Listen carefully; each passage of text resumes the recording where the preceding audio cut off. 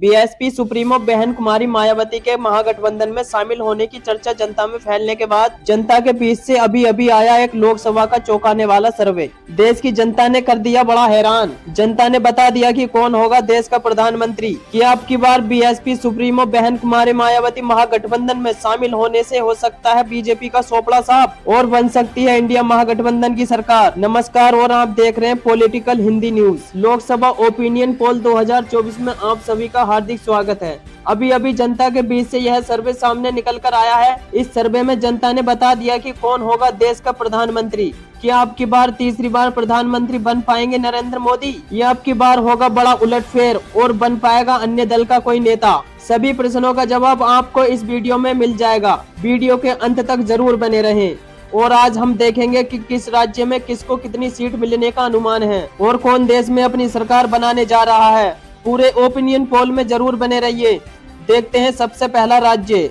लेकिन उससे पहले मैं आपको जानकारी के लिए बता दूं कि देश में कुल लोकसभा की 543 सीटें हैं और किसी भी पार्टी को पूर्ण बहुमत सरकार बनाने के लिए 272 सीटों की आवश्यकता होती है। तो चलिए सबसे पहला राज्य आता है उत्तर प्रदेश। उत्तर प्रदेश में लोकसभा की कुल 80 सीटें हैं। उत्तर प्रदेश की 80 लोकसभा सीटों में से एनडीए अर्थात बीजेपी के खाते में 45, इंडिया अर्थात महागठबंधन के खाते में 35 लोकसभा सीट जाती दिख रही हैं। और आमतौर पर ऐसा माना जाता है कि जो पार्टी उत्तर प्रदेश में अधिक सीट जीतेगी वही पार्टी केंद्र में अपनी सरकार बना पाएगी। लेकिन अब की बार आंकड़े कुछ उल्टे होते नजर आ रहे हैं। अब की बार उत्तर प्रदेश अधिक सीटें कोई और लाने वाला है कि केंद्र में भी सरकार कोई और बनाने वाला है। तो पूरे ओपिनियन पोल को देखिए और आपको पता चल जाएगा कि अब की बार किसकी सरकार बनेगी। चलिए इसी के साथ यदि हम बात करें बिहार राज्य की। बिहार राज्य में लोकसभा की कुल 40 सीटें हैं। यहाँ पर भाजपा के खाते में 14 जबकि कांग्रेस यानी महागठबंधन के खाते में 26 लोकसभा सीट जाती दिख रही हैं। चलिए इसी के साथ यदि हम बात करते हैं हरियाणा राज्य की। हरियाणा राज्य में लोकसभा की कुल 10 सीटें हैं जिसमें से भाजपा के खाते में 4 जबकि महागठबंधन के खाते में 6 लोकसभा सीट जाती दिख रही हैं। चलिए इसी के साथ यदि हम बात करते हैं पंजाब राज्य की।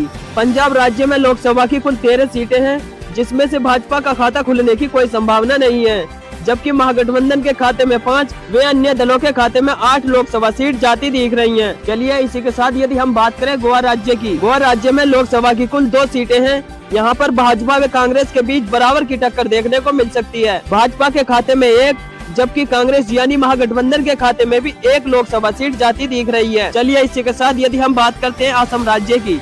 असम राज्य में लोकसभा की कुल 14 सीटें हैं। यहाँ पर भाजपा के खाते में 9 जबकि महागठबंधन के खाते में 5 लोकसभा सीट जाती दिख रही हैं। यानी कि ये कहें असम राज्य में भी महागठबंधन को काफी नुकसान का सामना करना पड़ सकता है। चलिए इसी के साथ यदि हम बात करते हैं छत्तीसगढ़ की। छत्तीसगढ़ में लोकसभा की कुल 11 सीटें हैं। यहाँ पर भाजपा के खाते में 5 जबकि कांग्रेस के खाते में 6 लोकसभा सीट जाती दिख रही हैं। चलिए इसी के साथ यदि हम बात करते हैं तमिलनाडु की। तमिलनाडु राज्य में लोकसभा की कुल 39 सीटें हैं।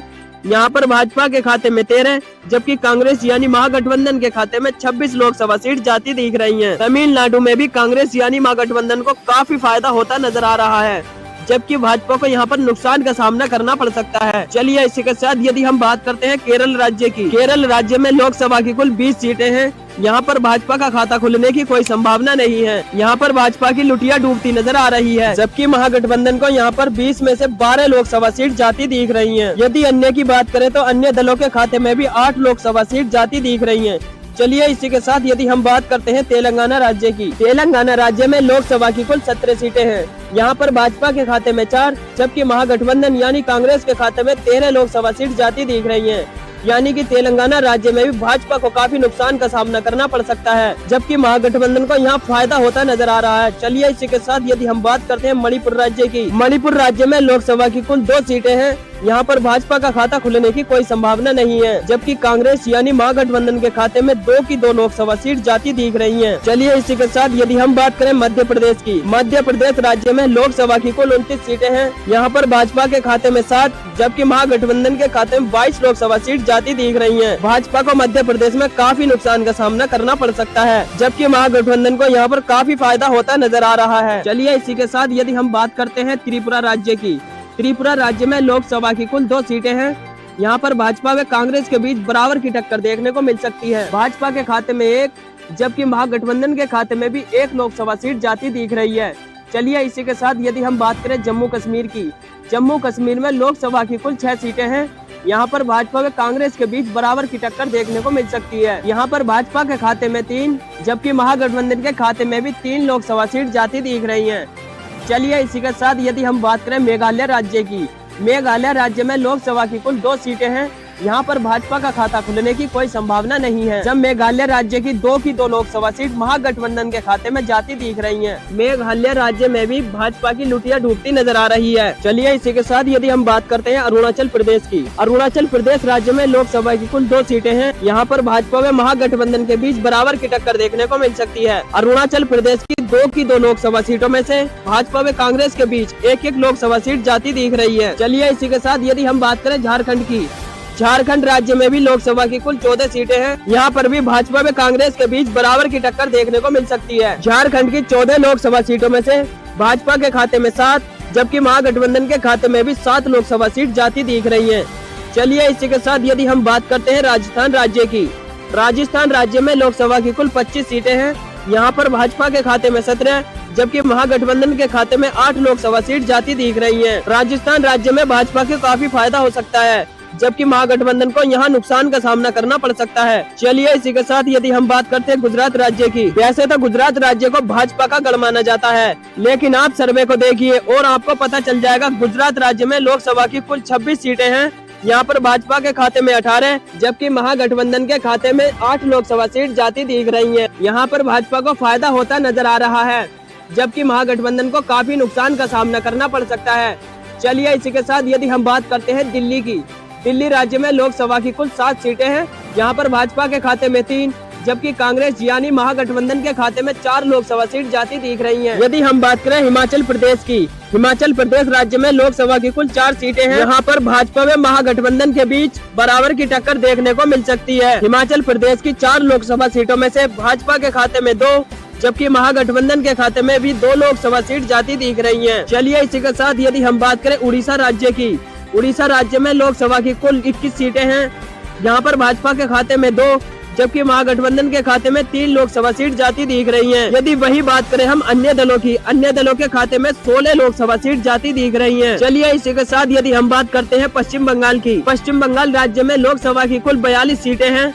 यहाँ पर भाजपा के खाते में 8 जबकि महागठबंधन के खाते में 34 लोकसभा सीट जाती दिख रही हैं। चलिए इसी के साथ यदि हम बात करते हैं महाराष्ट्र की, महाराष्ट्र राज्य में लोकसभा की कुल 48 सीटें हैं।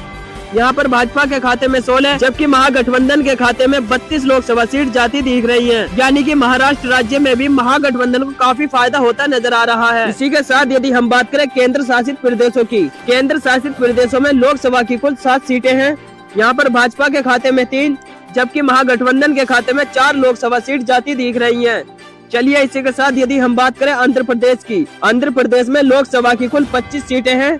यहाँ पर भी भाजपा के खाता खुलने की कोई संभावना नहीं है। आंध्र प्रदेश की 25 लोकसभा सीटों में से महागठबंधन के खाते में 10 जबकि अन्य दलों के खाते में 15 लोकसभा सीट जाती दिख रही हैं। यानी कि आंध्र प्रदेश में भी भाजपा की लुटिया डूबती नजर आ रही है। इस प्रकार आपने लोकसभा की 543 सीटों का सर्वे विस्तार से जाना, जिसमें जाना कि भाजपा के खाते में 204 जबकि महागठबंधन के खाते में 286 लोकसभा सीट जाती दिख रही हैं।